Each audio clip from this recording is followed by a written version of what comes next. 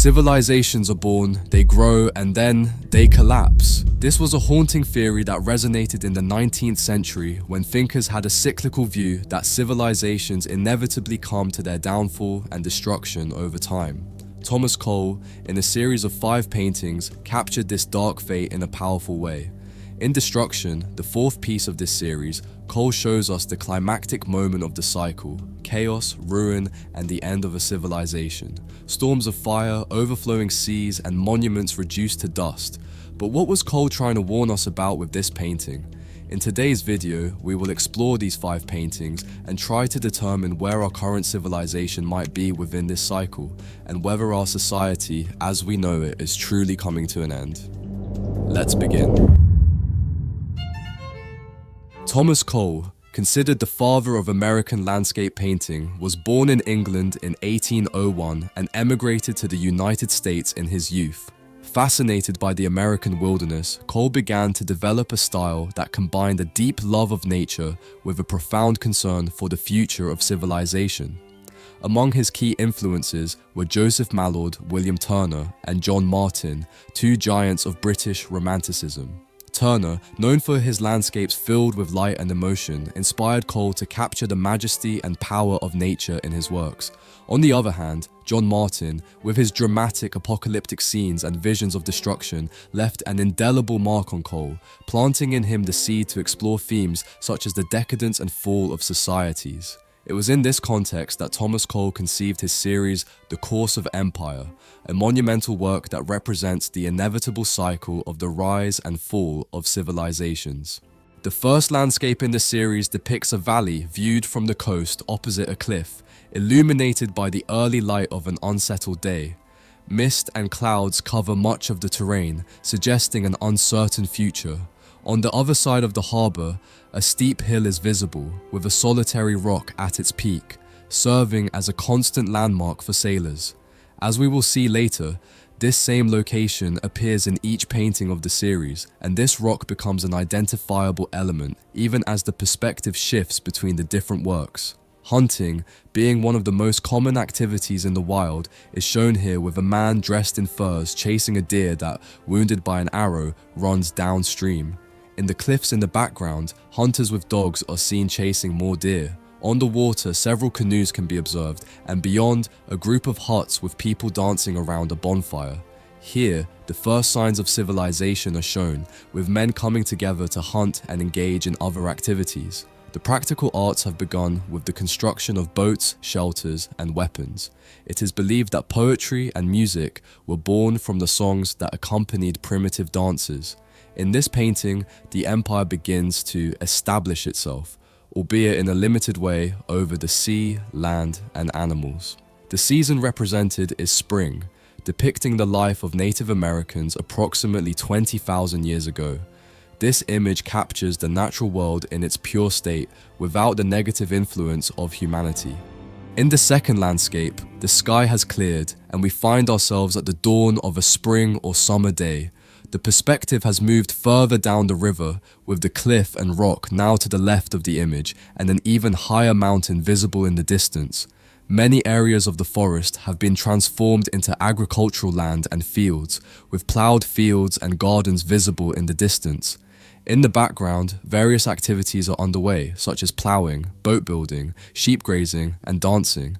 Meanwhile, in the foreground, an elderly man is drawing what appears to be a mathematical puzzle with a stick. A megalithic temple has been erected on a hill by the riverbank, and smoke is rising from it. This particular landscape shows humans living in harmony with nature. The ecosystem has changed, but not to the extent of endangering people or the environment. However, the boat being built and the worried mother watching her child draw a soldier hint at the emergence of imperial ambitions. According to Thomas Cole, this artwork depicts the scene after many years. The steady advancement of civilization has changed its appearance. The wild has been tamed and controlled.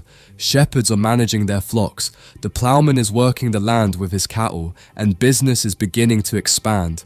A small settlement is growing along the beach, and the smoke of sacrifices is now rising from the temple. Several people can be seen under the trees, beyond the female figures. Some are playing, while another plays the flute. Agriculture, trade, and religion are represented in this image. The elderly man analyzing the mathematical figures, the woman with the spindle, and the ancient temple on the hill all show that utilitarian art, visual art, and technologies have advanced significantly. In the third landscape, we shift the view to the other side of the river, near the location seen at the beginning of the first picture. Now, both sides of the valley are filled with marble structures featuring columns and stairs that lead down into the water. The megalithic temple has been transformed into a massive domed building dominating the riverbank. The river entrance is guarded by two golden statues, and ships sail out to the sea. In the foreground, there is an impressive fountain pouring water. The painting evokes the grandeur of ancient Rome. According to Thomas Cole, this work suggests that over time, the old settlement has evolved into a glorious city. Now, the viewer has crossed the bay, and the view extends along both sides. It has become a major port, with two golden statues guarding the sea entrance. Numerous buildings rise from the ocean, temples, domes, and columns. It is a festive moment. A procession crosses the bridge in the foreground. The victor, dressed in purple, rides in a carriage pulled by an elephant, surrounded by foot prisoners and a large entourage of soldiers and legislators. Portraits and golden objects are presented to him. He is about to pass under a triumphal arch adorned with flowers. Draperies hang from the columns, and under the sun the golden awards shine, while smoke rises from the silver censers. In front of the temple to the left, an altar with incense stands, and a group of white-robed priests gathers on the marble steps. The figure of Minerva, holding a triumph in her hand, rises above the caryatid structure, alongside musicians with trumpets, cymbals, and other instruments. This painting shows the pinnacle of human splendor. The architecture and decorations demonstrate that wealth, power, wisdom, and taste have reached their highest point. However, this celebration is merely the prelude to the fatal fate awaiting this civilization. Before we continue, I want to remind you that on our website, you can find all 5 paintings from this series, along with over 300 other historical artworks that I have personally selected. You can choose any size you want, and there are different options available, such as fine art prints, gallery canvas, or framed canvas. You also have the option to purchase a phone case, allowing you to protect your device while carrying a piece of art in your pocket. Shipping is completely free worldwide, so once you finish watching the video, I invite you to check out the catalog. The link will be in the description. This landscape shares a similar viewpoint with the previous painting, but here, Cole has pulled back slightly to offer a broader view of the unfolding events, positioning himself almost in the middle of the river. The scene captures the looting and destruction of the city as a storm looms in the distance. A group of enemy warriors seems to have breached the city's defenses, sailing upriver, and are now looting, killing the inhabitants, and attacking the women. The bridge where the triumphant procession once crossed has collapsed, and a temporary pedestrian bridge is giving way under the pressure of troops and refugees. Columns are shattered, and flames engulf the upper levels of a castle by the river. In the foreground, a statue of a legendary hero stands decapitated. In the dim evening light, the dead lie where they fell, in pools of blood and on monuments that once celebrated the civilization's prosperity. In the lower right corner of the Consummation of Empire, 2 young men, possibly brothers, are shown fighting. One dressed in green, the other in red, the colors of the opposing forces' flags in destruction, hinting at an impending civil war. Now, as adults, one triumphs over the other, but both seem to reflect on the high cost of victory.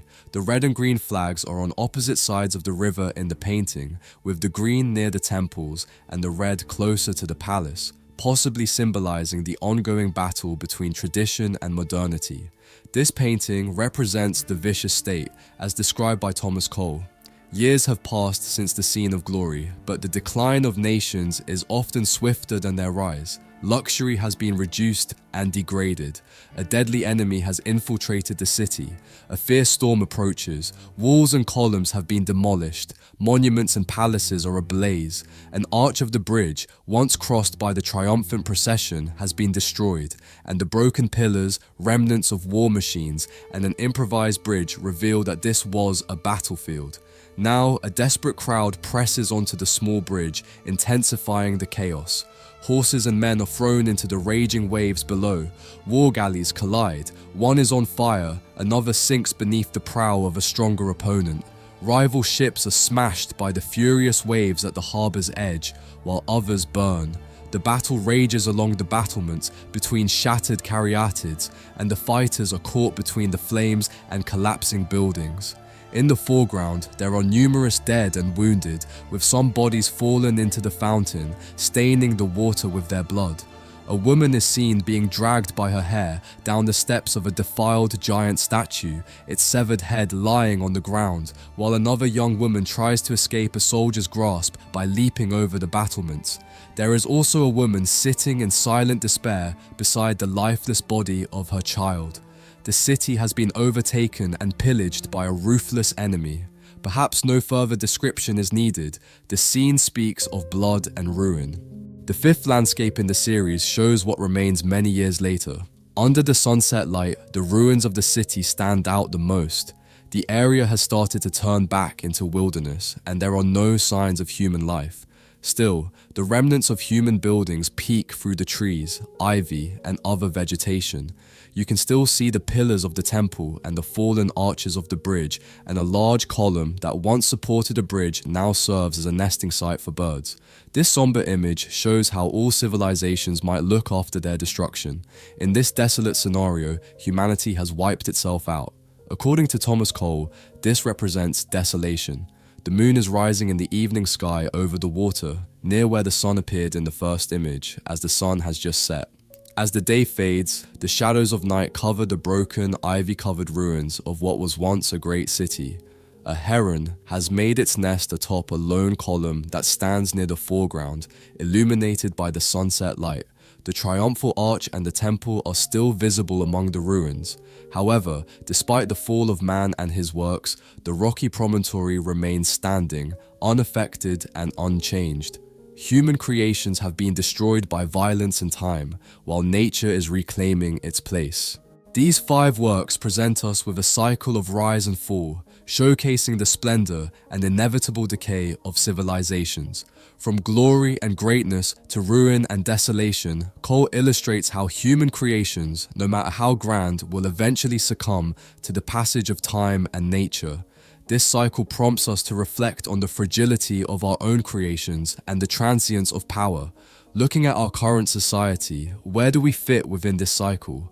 Are we at the peak of our greatness, or are we already facing signs of our decline? I'd love to hear your thoughts in the comments. Don't forget to like this video if you found it interesting, and subscribe to ensure you don't miss out on our 2 analyses each week. Check out inspiraggio.com for a catalogue of your favorite paintings, and follow me on social media for more art content. See you in the next video. Goodbye.